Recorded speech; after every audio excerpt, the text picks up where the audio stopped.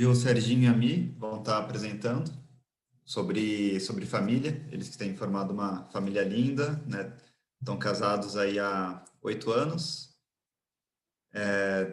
Para a gente é uma data bem marcante para a gente também, que a gente começou a namorar no casamento do Serginho e da Mi. Então, a gente sabe que faz 8 anos, em maio de 2012. Eles estão formando uma família linda aí, com o Pepe, a Lu, e vão falar um pouquinho para a gente sobre a experiência deles, né, construindo essa família, como Jesus tem tocado a trajetória deles.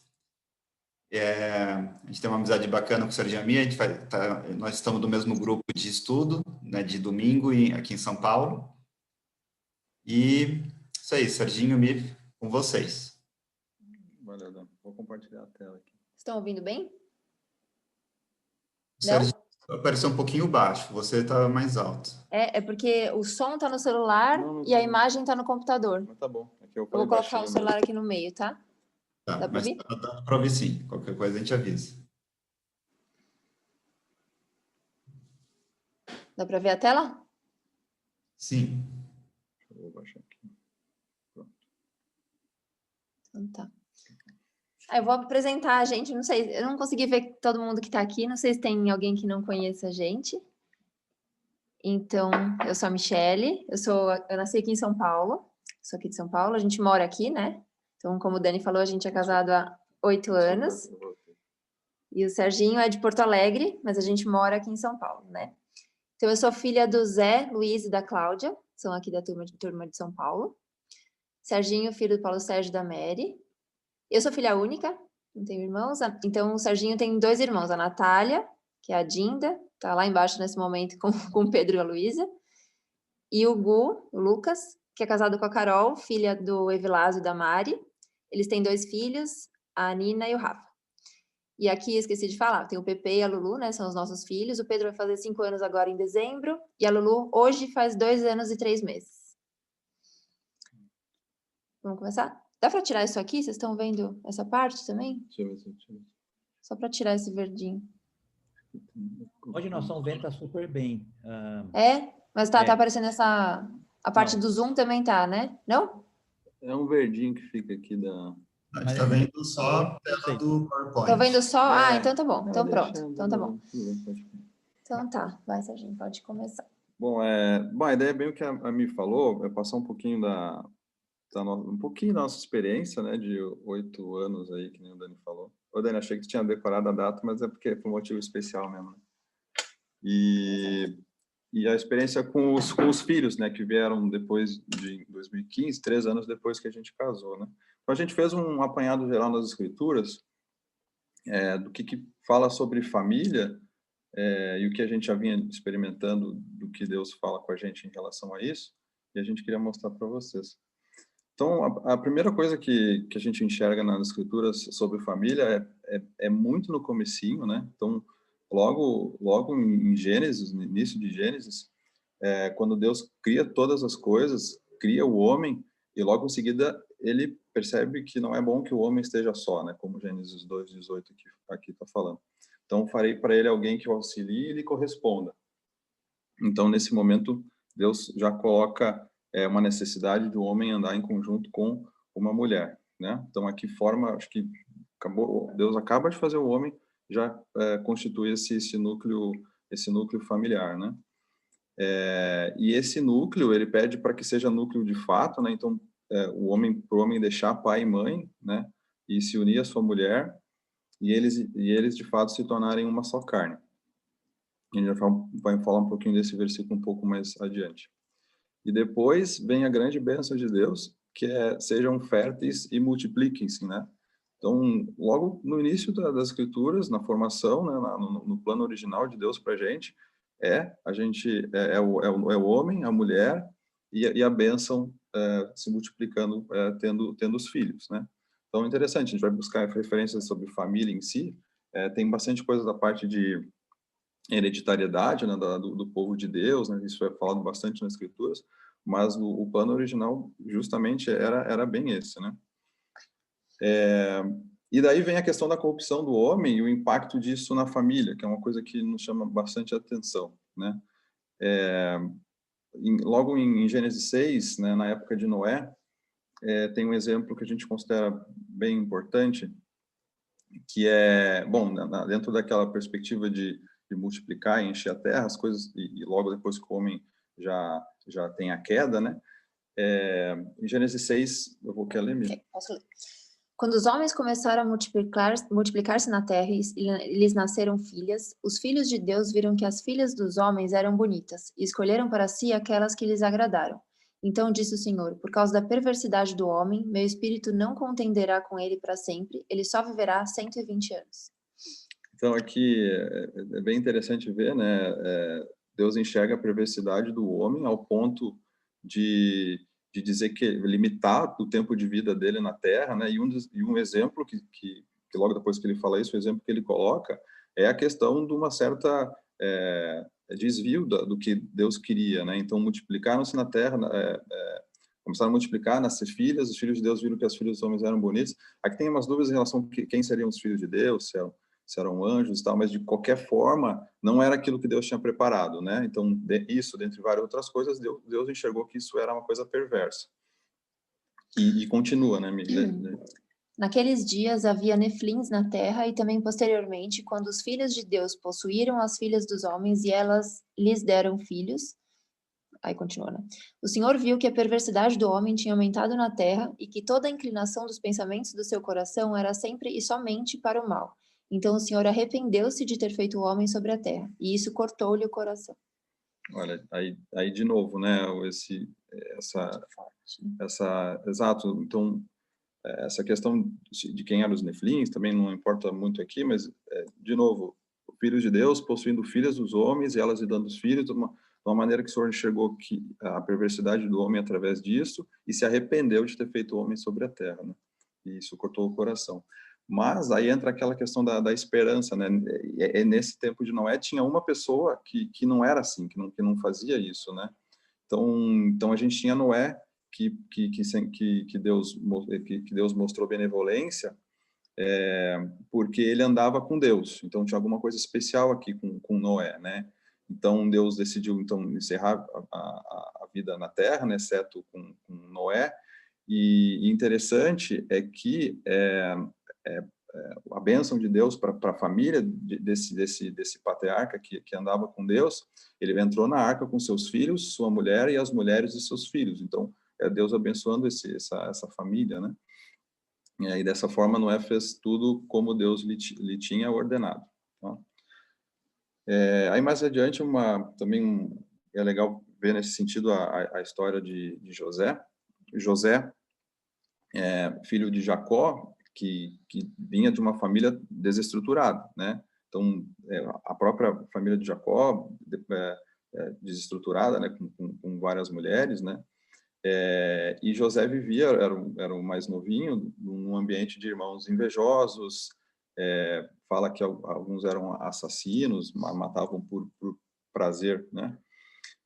E José, ao ponto, né, de José, em um determinado momento ali, em que ele interpretou um sonho que desagradou os seus irmãos, ele chega a ser vendido, né, para uns comerciantes que estavam indo para o Egito, e dizem para o pai, né, inclusive esse ciúme, um dos motivos do ciúme era que José era o preferido do pai, dizendo para o pai que o filho havia morrido, né? Então, olha o ambiente que a gente tinha aqui, né? Só que, aí que tá, José era temente a Deus. Esse é o ponto importante que a gente quer chamar a atenção. Então, José sendo temente a Deus, agora ele estava lá no Egito, né, escravo, e ele glorifica a Deus nas suas ações todas lá, né? Então, ele se afasta da mulher de Potifar, que estava assediando ele, né? Potifar como da guarda principal do Egito. E ele glorifica a Deus em todas as suas ações. Ele tinha o dom de interpretação de sonhos, e isso, Deus abençoou ele com isso, né? E ele glorificava a Deus nesse dom que ele tinha, e por essa interpretação de sonhos ele foi subindo na hierarquia, desde a prisão até ser governador de todo o Egito, abaixo apenas de Faraó. E o que Deus faz com essa família, né, de José? Ele reestrutura a família dele, né? Então, em determinada situação de seca que tinha em Canaã, ele restabelece, ele faz com que toda aquela família, mesmo os seus irmãos que tinham vendido ele, Deus abençoa ao ponto de resgatar toda aquela família, né? E depois dessa família resgatada que surge todo o povo de Deus, tá? E é interessante, né, como o amor de Deus está acima de todas as coisas, desde que a gente siga Ele, né, e como Ele abençoa a família, né. Então aqui é legal esse versículo que ele se lança chorando sobre o seu irmão Benjamim, o irmãozinho mais novo, que eu acho que ele nem conhecia.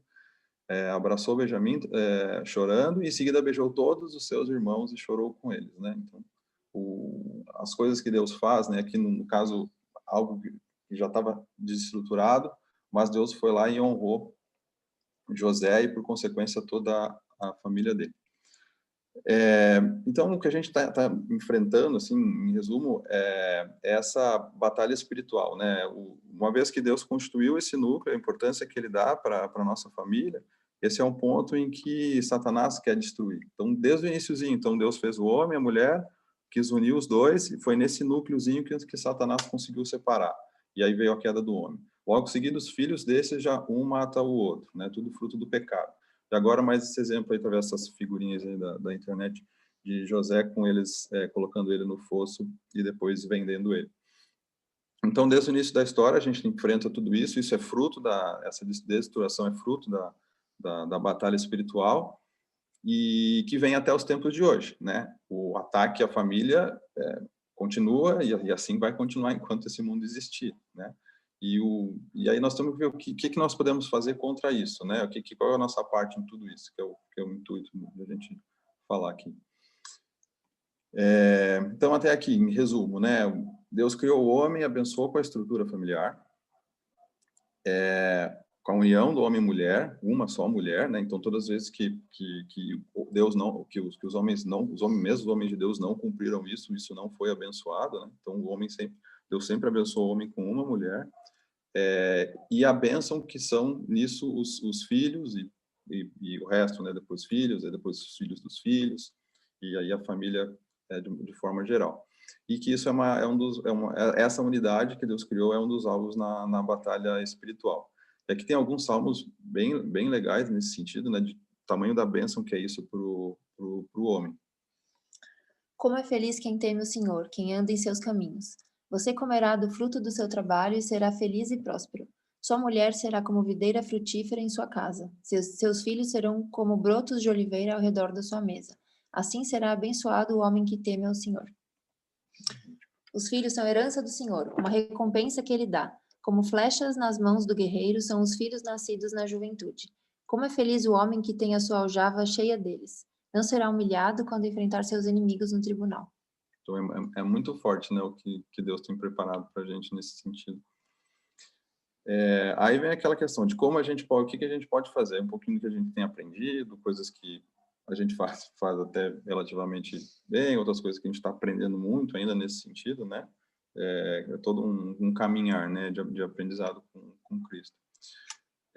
O mais importante é que não tem jeito, nós não conseguimos lutar contra isso, não é luta de carne e sangue, e isso aqui é do alto mesmo, né? Então, conforme 2 Coríntios 10 aqui, embora vivamos como homens, não lutamos segundo esses padrões humanos. As armas com as quais lutamos não são humanas, ao contrário, são poderosas em Deus para destruir fortalezas. E o grande exemplo né, que é o que aconteceu com Cristo, né? Então, aquele que não poupou Deus com Cristo, aquele que não poupou seu próprio filho, mas entregou por todos nós, como não nos dará com ele e de graça todas as coisas? Então, Deus criou esse núcleo todo e nos dá de graça o resgate de tudo isso através do seu filho. E aí a gente separou um pouquinho assim no relacionamento do casal, depois no cuidado com os filhos e na última parte o cuidado dos avós, né? O papel dos avós, né, em tudo isso. Tem bastante avô aqui, né? Acho que tem mais avô do que pai de criança pequena. Esse versículo aqui, ele é um versículo assim, é pequenininho, mas ele é de um poder gigantesco que a gente vai aprendendo com esse mesmo versículo demais, né? O tempo inteiro, né? o que eu queria chamar a atenção é que essa questão de eles se tornarão uma só carne, a importância disso, não só do ponto de vista sexual, isso aqui vai muito além, né? Do ponto de vista espiritual, inclusive. E aqui, do ponto de vista prático, que a gente tem aprendido, visto que é algo que agrada a Deus, que é ser uma só carne mesmo, para tudo possível, tá? Então, não existe mais o momento que a gente se junta, né? Se deixa pai e mãe, se une, o homem e a mulher, as minhas coisas, né, passam a ser as nossas coisas para absolutamente tudo, né? Conta bancária, senha de computador, senha de tudo, etc, etc, etc. Bilhões de exemplos que a gente pode dar aqui. E problemas também. Problemas, é comum a gente ter problemas pessoais, individuais, problemas inclusive até secretos, né? E que isso a gente tem que estar sempre abrindo com essa nossa carne, com essa nossa metade, né? Mas não adianta a gente querer fazer isso por conta própria mesmo, né? É pelo poder de Deus que a gente consegue fazer isso, porque senão fica muito difícil fazer esse negócio. E é dessa mesma forma que as coisas ficam mais claras, entendendo o que Deus fala para a gente, através de Efésios, a relação do homem com a mulher, né? O homem de se sujeitar a seus maridos, as mulheres de se sujeitarem aos seus maridos, como ao Senhor, e homens amando as suas mulheres como Cristo amou a igreja e entregou a si mesmo por ela. O que é difícil, né? Imagina eu amar a Michelle como Cristo amou a igreja, ao tamanho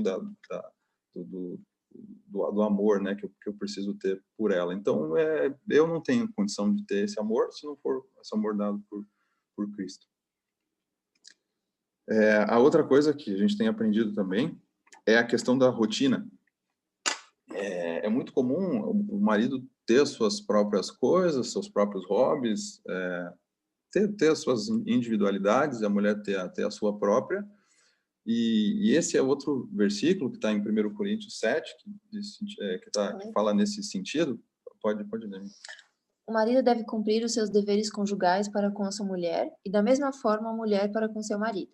A mulher não tem autoridade sobre o seu próprio corpo, mas sim o marido. Da mesma forma, o marido não tem autoridade sobre o seu próprio corpo, mas sim a mulher. Não se recusem um ao outro, exceto por mútuo consentimento e durante certo tempo, para se dedicarem à oração. Depois, unam-se de novo para que Satanás não os tente por não terem domínio próprio. Olha, essa questão de se dedicar, se entregar um ao outro, né? Também eu não considero que isso seja só do ponto de vista, né, sexual, mas é absolutamente de tudo, né? E a ameaça que isso é quando a gente não faz, né? Para que Satanás não os tente por não terem domínio próprio, né? Então, aqui, o que a gente meio que aprende? Na verdade, eu tenho mais dificuldade nisso do que a minha amiga, ela gosta muito de resgatar sempre isso, de fazer tudo junto. Eu já, sei lá, gosto de jogar tênis. Se deixar, eu fico o final de semana inteiro jogando tênis com meus vizinhos aqui, e a Michelle vai lá e me puxa.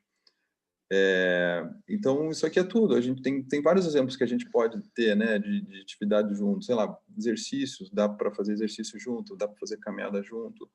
E no supermercado, um vai fazer tal coisa. Não, vai no supermercado. Tenta fazer o máximo possível juntos, né? Isso que a gente tem aprendido, que é algo que é muito saudável.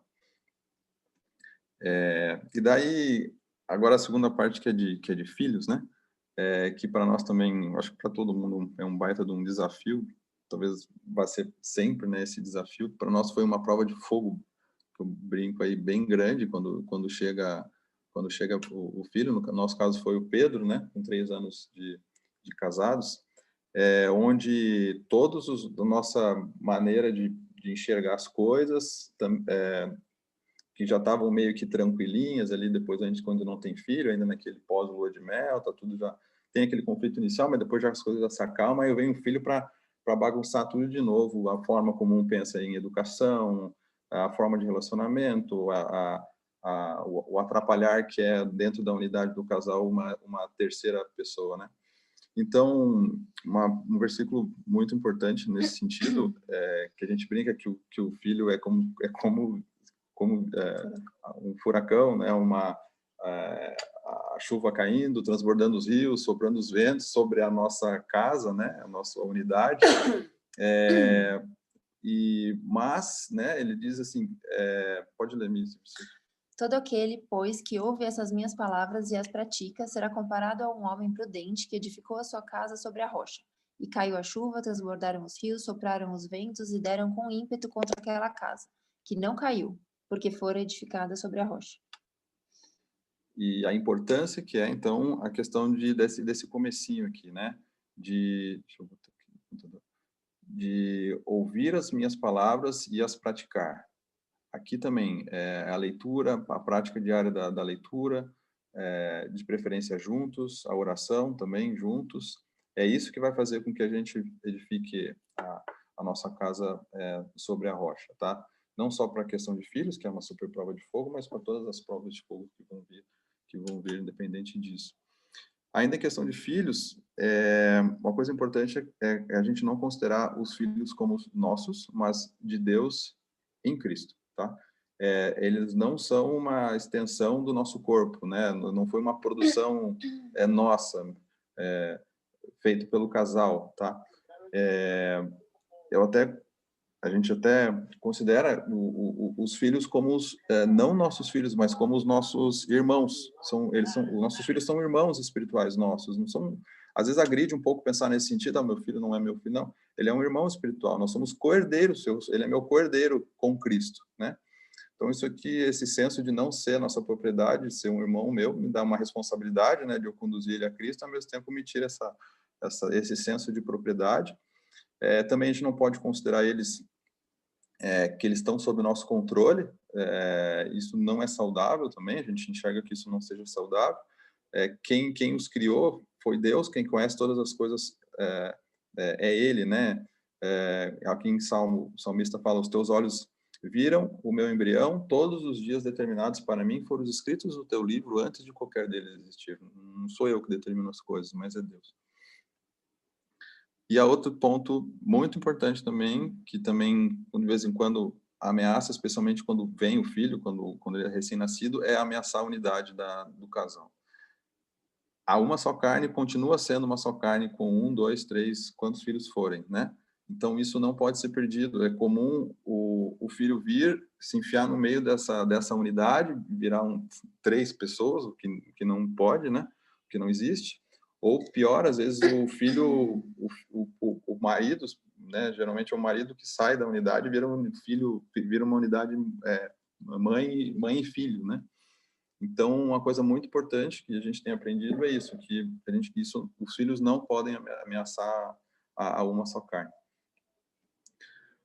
E 2 coisas em relação à disciplina. Uma é a questão do castigo físico, eu vou falar um pouquinho mais adiante, né, e a outra questão do que Deus coloca para nós fazermos com os nossos filhos através desse versículo em Deuteronômio. Pode falar. Ame o Senhor, o seu Deus, de todo o seu coração, de toda a sua alma, de todas as suas forças.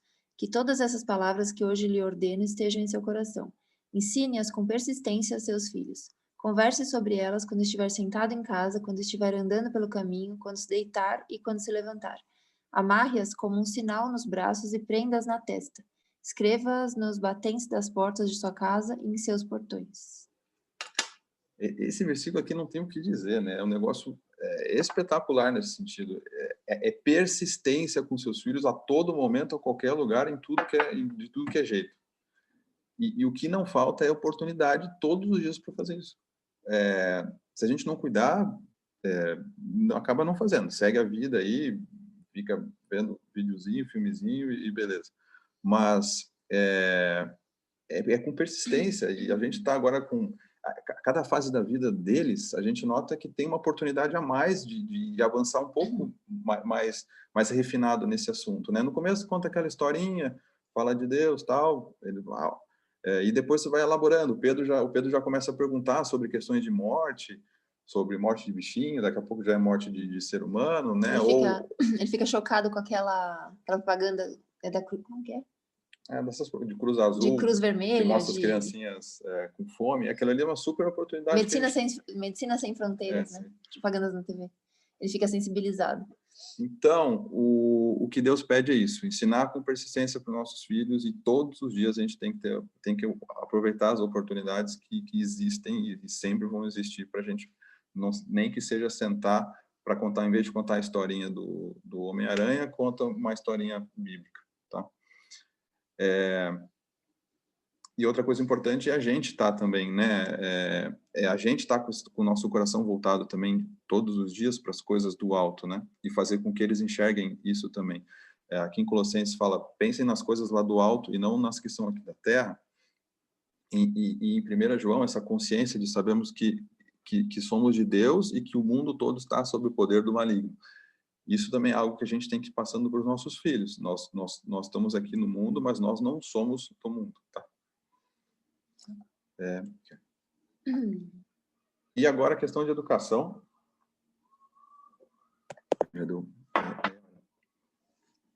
Que é a coisa essa parte que eu mais gosto, que é a questão de disciplina. É o nosso dever conduzir os filhos ao controle da sua própria natureza através da disciplina que vem do Senhor. Eu fiz até um esqueminha aqui era para melhorar o meu próprio raciocínio.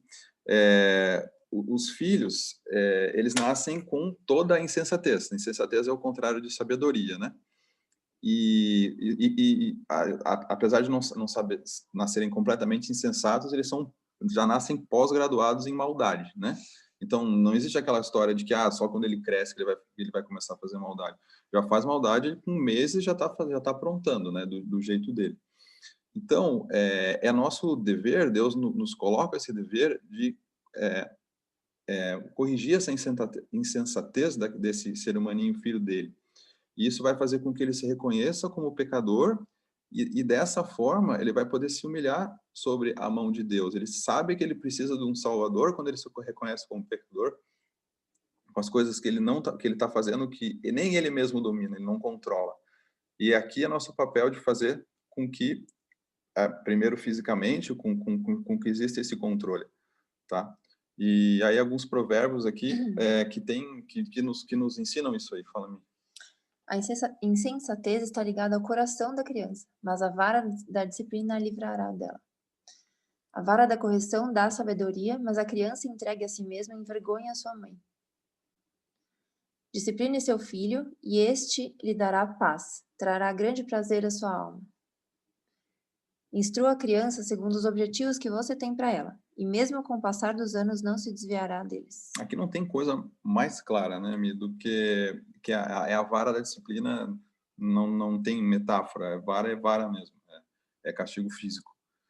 E o quão fantástico o quão abençoado é o castigo filho é físico nas escrituras, né, através de só uns exemplos aqui de alguns provérbios.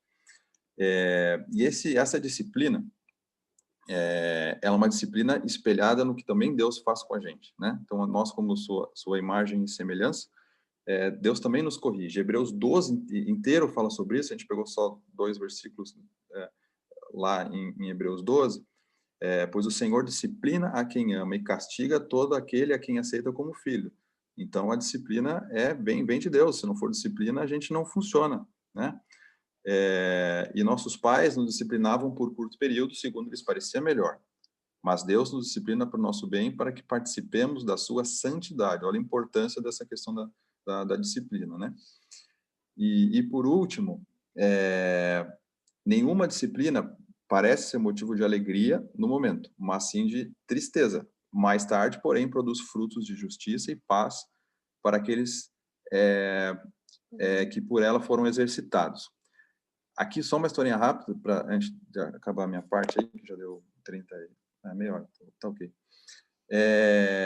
Eu tinha certeza de que, bom, lá em casa as coisas foram, né, foram com bastante disciplina, bastante vara.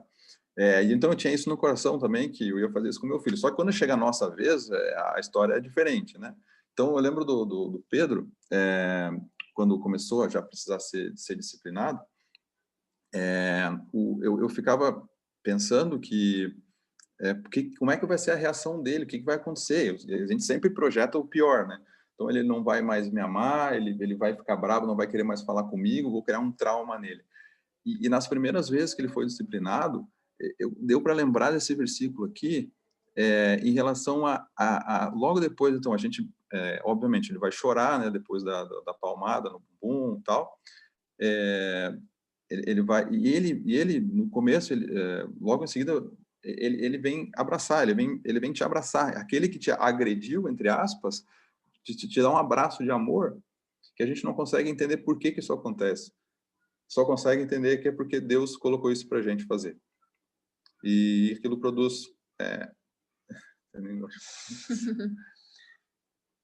Então é isso. Aí agora... Paz, né? Produz paz. E agora vou chamar o meu pai para falar sobre o papel dos avós nessa questão toda que a gente está falando. Ô, Dani, tu libera para o pai aí? Espera um minutinho, deixa eu achar aqui agora. Vou pôr no mudo aqui.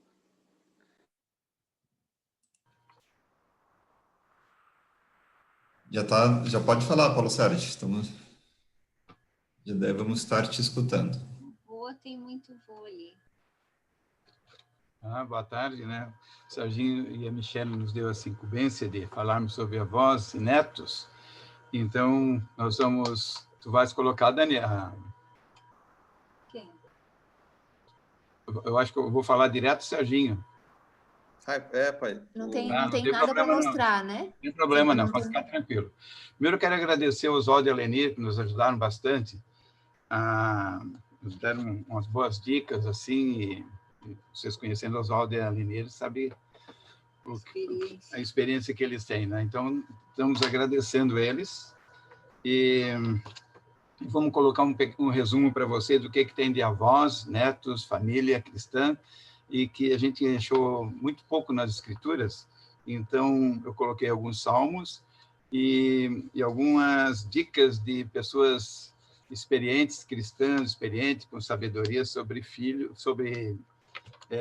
netos, avós, que vou passar para vocês, tá? A Mary vai dar uma introdução para vocês na nossa família, bem pequenininha. Não dá para ver. Não? Bom, eu acho que eu nem preciso fazer essa apresentação, porque a maioria ali já nos conhece, né? A propaganda política.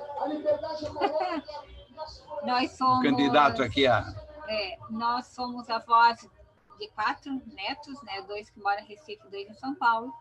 Somos avós há 5 anos, então não temos uma larga experiência, mas com os netos. Mas assim, o que a gente tem visto é que Deus tem nos dado a graça de poder conviver com eles mesmo à distância. A gente foi muitas vezes visitar os casais, né? As crianças. E a gente viu isso quando o Serginho e a Michelle tiveram que viajar e a gente ficou com o Pedro e a Lulu, que foi muito, muito, muito bom. E, nossa, não teve problemas, graças a Deus, uma boa retaguarda, foi muito, muito bom. E só com o Rafael, né, que é o irmão da Nina, que a gente não tem muito contato, ele está com 1 ano e 9 meses, a gente se vê muito pela internet só, né? Por causa do Covid, a gente não tem ido para lá. E é isso, eu sou a Mary, o Paulo Sérgio, os pais do Serginho e da Natália e do Lucas, e sogros da Michelle e da Carol. E é isso aí, agora o Sérgio que vai colocar alguns versículos que a gente achou, né, na internet, na Bíblia, sobre esse relacionamento. Como eu já falei, né, na Bíblia existem muito poucos versículos que tratam sobre avós e netos. Mas como a Bíblia é um livro que fala de relacionamento, nós podemos aproveitar muito a orientação do Espírito Santo para colocar em direção a avós e netos e família cristã. Tem alguns versículos que falam sobre avós, sobre netos. Eu vou descrevê-los aqui. Em Salmo 128, versículo 5, 6, o salmista escreve que uma das bênçãos de quem teme ao Senhor é ver os filhos dos filhos. Tá? Então, aqui ele coloca os netos no Salmo. Em Provérbios 17, 6, ele diz que a coroa dos velhos são os filhos dos filhos, e a glória dos filhos são os pais. Eu pesquisei sobre coroa, o que ficou, não sei também se está correto, mas seria na cultura judaico-cristã como um prêmio, uma recompensa por um esforço. Aí a gente tira nossas conclusões.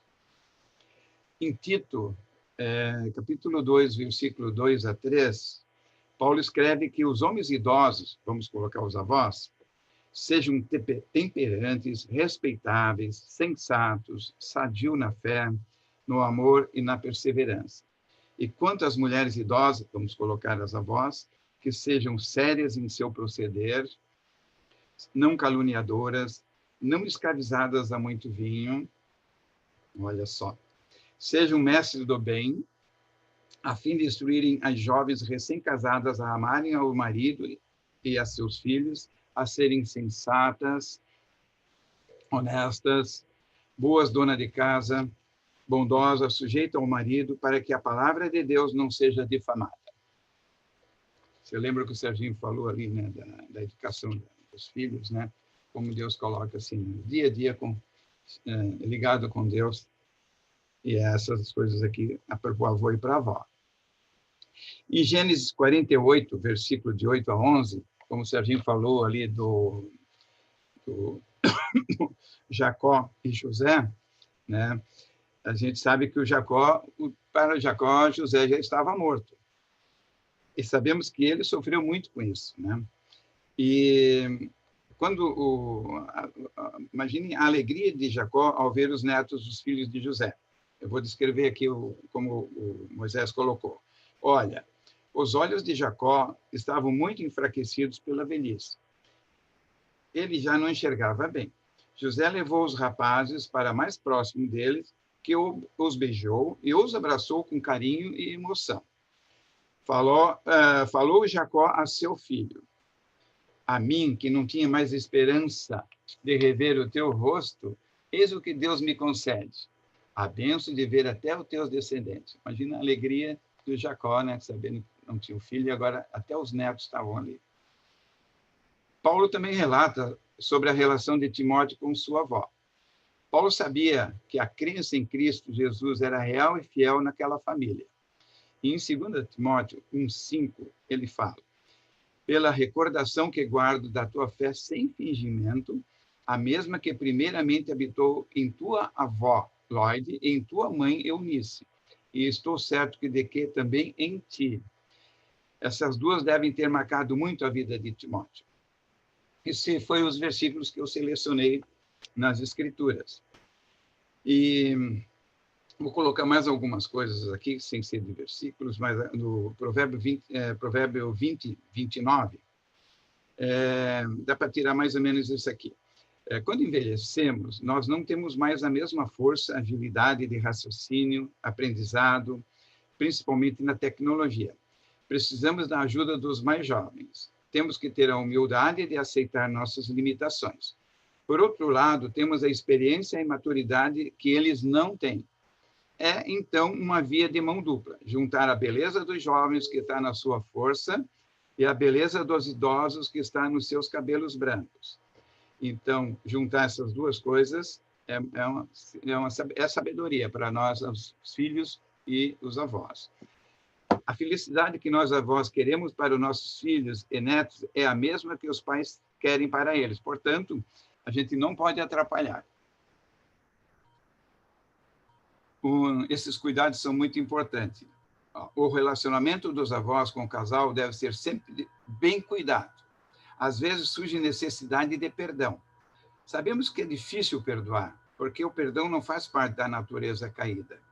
Devemos sempre nos submeter à vontade do Espírito Santo, perdoando-nos uns aos outros, como também Deus em Cristo nos perdoou.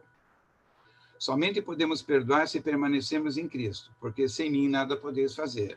Nós vimos isso em Efésios 4:32, João 15:5 e Marcos 10:43 a 45. Agora eu vou resumir uns conselhos de pessoas cristãs com experiência que podem nos ajudar no relacionamento entre avós, netos e pais. Nós devemos sempre lembrar que nossos netos não são nossos filhos. O Serginho falou alguma coisa também sobre isso.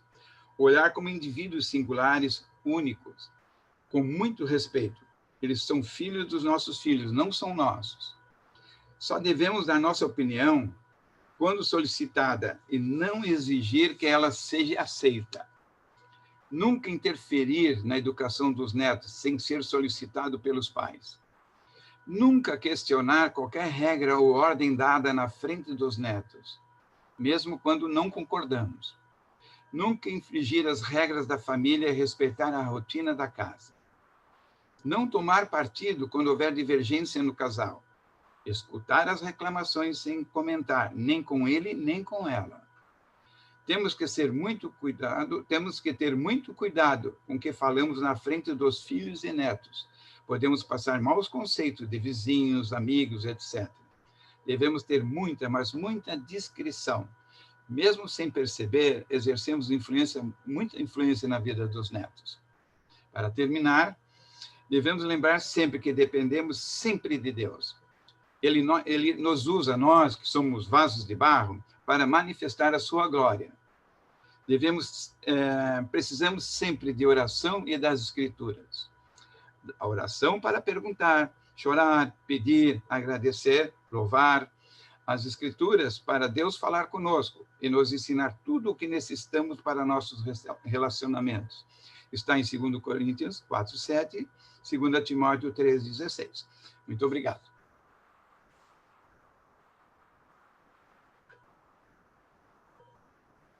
Era isso, nosso Era isso. estudo. Alguém quer falar alguma coisa? Perguntar alguma coisa? Palavra de avô, né? Só tem que respeitar. Eu tinha que falar ele. Eu acabei de vir de uma trilha só por causa de neto, tá, gente? É a quinta que eu faço. O Paulo Sérgio esqueceu de mostrar essa passagem bíblica, assim, ó, o avô deve fazer trilha com neto. Deve estar aí. Mas eu deixei para ti, Antônio Carlos. Obrigado. Deve estar aí. Eu acho que está em provérbio, alguma coisa assim, parecida. Tem bastante experiência, né? Mas é muito legal ter neto. Mas também esqueceram de dizer que netos e filhos faz a gente perder o cabelo, né, Antônio Carlos? E rapidamente.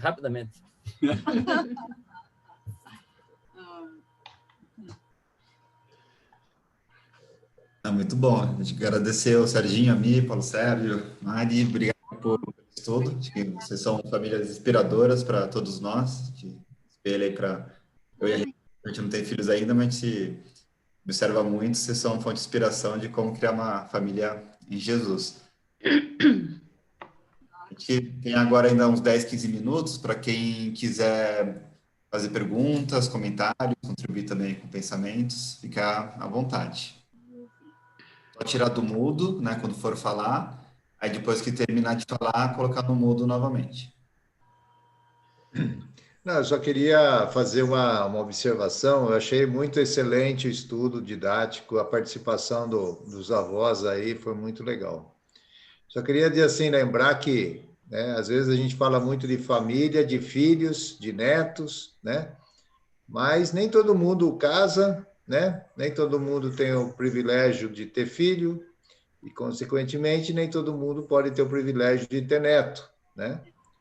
Mas, e aí? A pessoa não tem a bendição de Deus, a bênção de Deus? Não. Então, é importante, só queria fazer essa observação, alguém pode trabalhar melhor essa ideia, mas para dizer que o nosso andar com Deus, ele é individual também, e que a nossa santidade tem que ser buscada, e que Deus dá outras tantas coisas para a gente servir, né?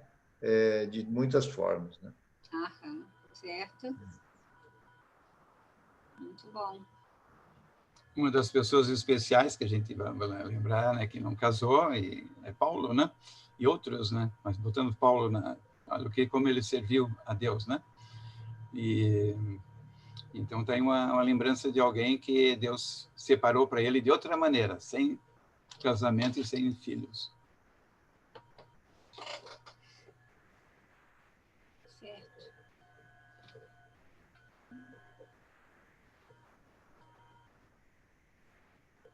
Muito apoio. Eu tenho uma pergunta para Serginho e mim.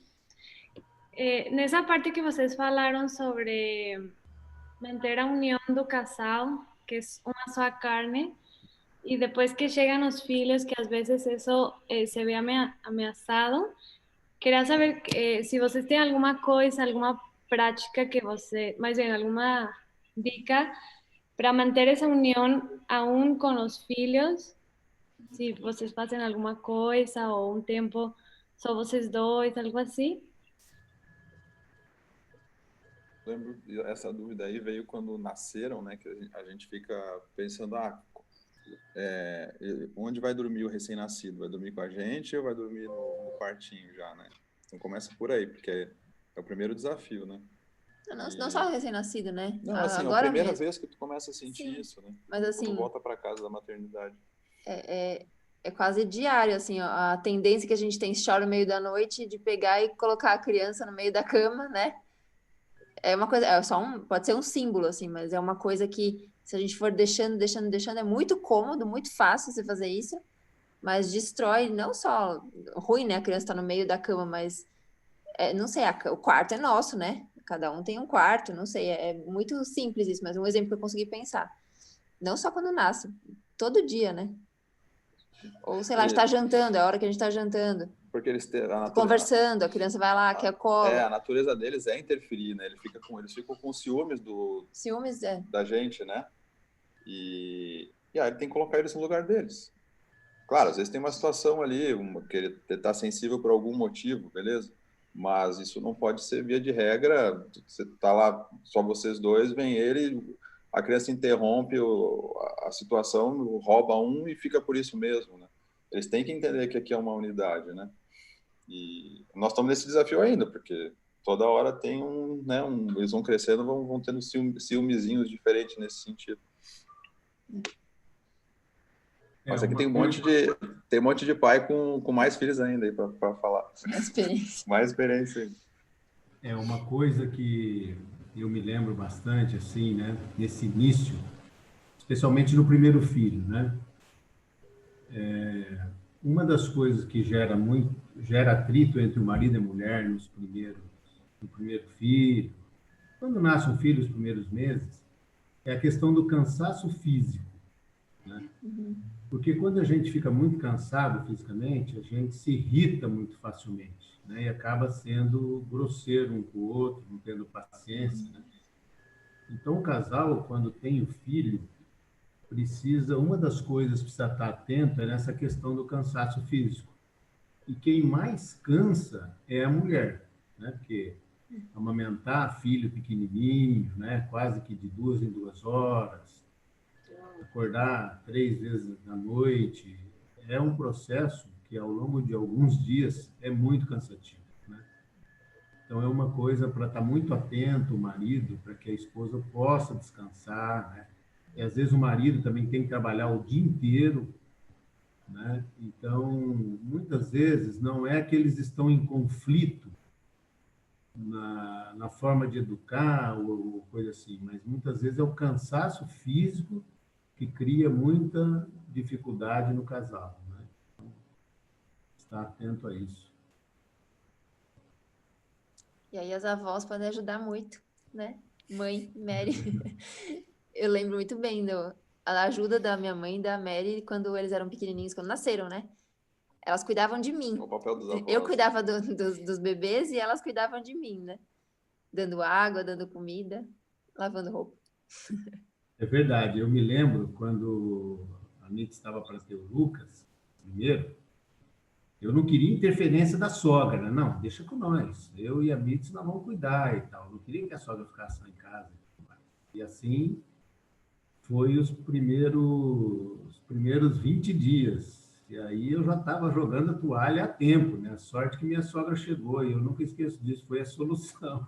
Agradeço demais por ela ter chegado e passado lá uns 2 meses para nos ajudar.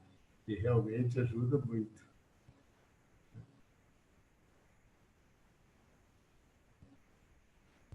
Obrigada.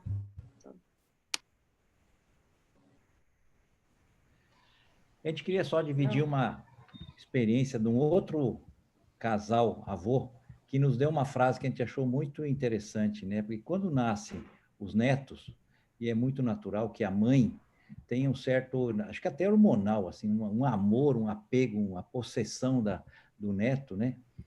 E a gente, como avô, nessa época, é um pouco assim, desqualificado, eles têm que andar no caminho dele. E a gente, por se sentir desqualificado, talvez queira assumir alguma coisa.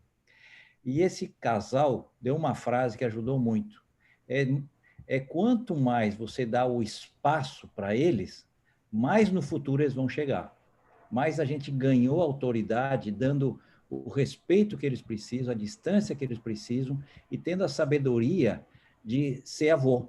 E o avô é essa parte, que assiste de longe, mas não interfere, participa, né, com sabedoria, né, que é aquilo que o Paulo Sérgio e a Mary falaram muito bem. Isso que vocês falaram ali de os dois serem um só, né? Fala um pouquinho mais alto, eu acho. Está ouvindo? Estão ouvindo?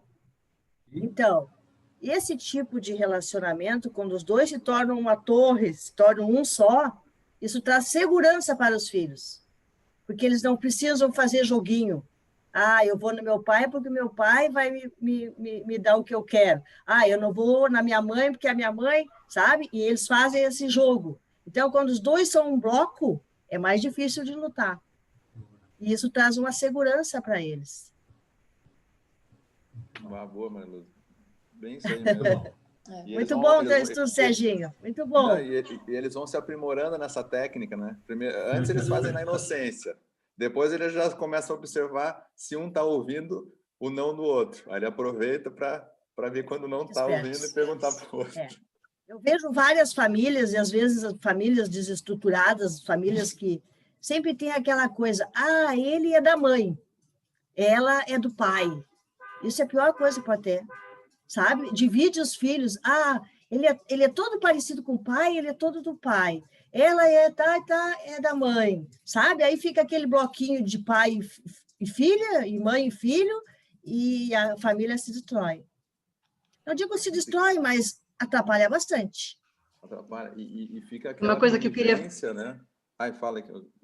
Não, eu queria falar uma experiência minha, que eu aprendi depois que eu conheci Cristo, porque antes, quando eu tive a Michele pequenininha, eu ainda não conhecia. Então, é o problema de endeusar, de pôr em primeiro lugar o filho, né? Ainda a Michele como filha única, ela era tudo para mim. E eu, depois de um tempo que eu fui descobrindo, né? Quando a Michele tinha 3 anos, eu comecei a estudar as Escrituras, que em primeiro lugar é Deus, depois o marido, depois os filhos, né? Então, até hoje eu me pego, às vezes, ai, meu Deus, estou dando valor demais, estou dando atenção demais para a filha, para os netos, e não pode, de jeito nenhum. É isso. Não é uma arte muito fácil, não. Não é. E é para sempre. Oswaldo, tu pode falar sobre a experiência dos teus filhos aí, quando eles estavam discutindo algo que parece que não deu certo com a Lenir, eles estavam querendo ir, vamos no pai, para ver se resolve o problema. E qual foi a resposta o que é que eles falaram? Tira o som, bota o som. Papi, liga o microfone, papi.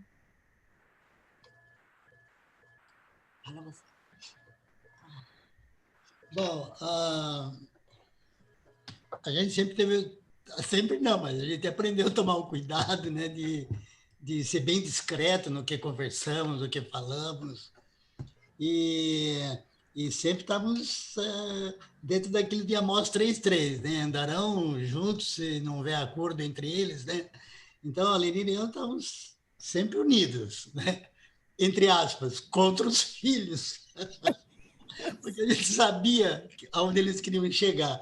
E foi muito interessante, que eu não me lembro bem como é que aconteceram as coisas, mas eles queriam alcançar algum favor, e um deles falou, o Maurício, a Cláudia, falou, vou pedir para a mãe então, porque o pai não vai deixar. Aí ele falou, o outro falou assim, não adianta, a mãe vai falar a mesma coisa. Eles desistiram. São coisas assim que eu não lembro tanto, né? Mas, Eu penso a mesma coisa, né? É isso aí mesmo. O Davi ia falar alguma coisa, né? Ele ia falar, mas aí ele desceu. Daqui a pouco ele fala. Eu não sei o que era, senão eu falava. Mas muito bom o estudo.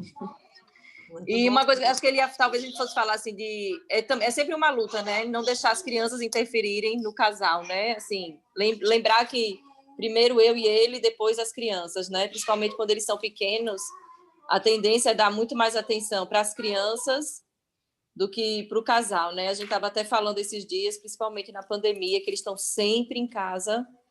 É difícil tirar um tempo, eu e ele, para a gente conseguir sentar, conversar. E a gente fala assim, vamos marcar uma noite na semana, essa noite é nossa.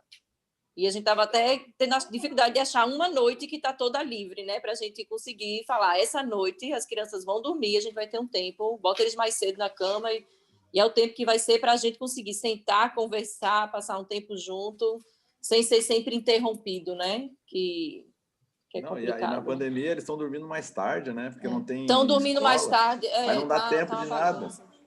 Acordam mais tarde. Eu até tento, das 7 horas, eu tô lá, vamos todo mundo acordar, porque senão vamos dormir 9, 10 horas da noite, a gente já não A falta da escola. Da Aqui é o contrário. Dorme mais tarde, acorda mais cedo. Ah, meu Deus, que horror. Pelo menos eles estão dormindo. Eu tô acordando antes de todo mundo. Eu falo, meu Deus, que casa silenciosa. Eu tô acordando tão sem ninguém, sabe? Mas é sempre tá pensando, né, nos dois, porque depois eles vão sair, vai sobrar, vai ficar eu e ele, né? E a gente tem que cuidar do relacionamento para quando eles saírem a gente tá bem ainda. E uma coisa que a gente fez ano passado, depois de 4 anos do Pedro, né? A gente nunca tinha nem passado uma noite fora, assim, viajado juntos ou nada sem os filhos, né? E foi aí que a Mary e o Paulo Sérgio vieram para cá, que a Mary comentou, né?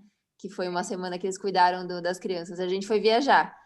E eu tava morrendo de medo de fazer isso, né? De ficar longe, a saudade, a culpa. Mas foi a melhor coisa que a gente fez, foi muito bom. Fortalece muito o casamento, né? Então a gente até tinha pensado, né? Em todo ano fazer isso, nem que fosse um final de semana. Aí veio a pandemia, não dá para fazer isso. Mas acho, Rebeca, né? Que você falou, uma dica. Tentar viajar junto, sei lá. Que seja um final de semana, sabe? Depois. Ou que seja um jantar juntos, né? Mas ter um tempo só sem pensar em filho, sem cuidar de filho. E foi um presente para nós. Uma semana com eles. Nossa, foi tudo de bom. Deixar os netos dormir na casa da gente, para vocês poderem sair para jantar. Coronavírus. Esse coronavírus, né? O corona mudou tudo. Mudou mesmo.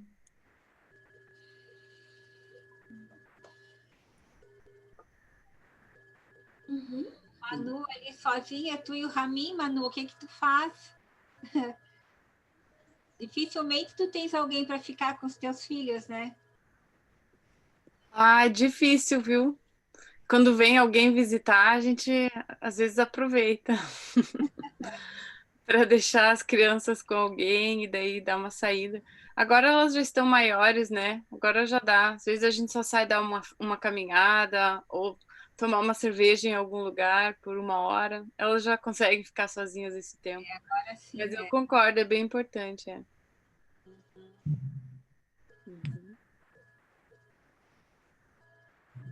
Pessoal, tá chegando o fim do nosso tempo. Então... Não, agora eu quero esperar o Davi. O Davi chegou agora. Chegou. Fala, Davi. Estamos tentando um tempinho. E aí, pessoal, beleza? Tá terminando o tempo, né? Não, eu só ia falar que, primeiro, foi muito agradecer, né, vocês aí pelo estudo, deixar a gente participar. É um tema tão importante e tem tanto nas escrituras, né, falando de disciplina, de pai, filho e principalmente nosso relacionamento com Deus, né? E uma coisa que que eu dou graças também é de ter amigos como vocês. E eu estou falando de vocês em geral aqui, todo mundo aí do Zoom, que a gente aprende muito um com o outro. Aprende tanto com a geração mais antiga, como foi falada, porque vocês têm mais experiência, têm mais cabelo branco, já viveram, o ser humano é o mesmo, né? Desde Gênesis até hoje é o mesmo ser humano. E a gente aprende muito também com amigos da nossa geração, da nossa idade, porque as circunstâncias são diferentes, né? Os desafios são um pouco diferentes, né? O ser humano é o mesmo, mas a situação é diferente. Então, a gente ganha muito dividindo o que está acontecendo um com o outro, vendo, sabendo, ouvindo um do outro, né? Então, é só isso. Agradecer aí por todos aí. É isso aí. Foi ótimo.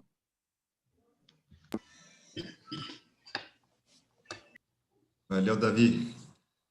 Bem, pessoal, tá chegando aqui o fim do tempo. Desejar uma boa semana a todos. Deus abençoe o caminho de cada um. Aí, sabedoria. Abençoe a família. Que seja uma ótima semana a todos. E quem quiser continuar aqui no Zoom, fique à vontade também para a gente continuar conversando. Aí também quem for saindo, né, fique à vontade, tá bom? Então, obrigado a todos. Quando tiver o próximo encontro, aqui a gente avisa aí no WhatsApp, e-mail.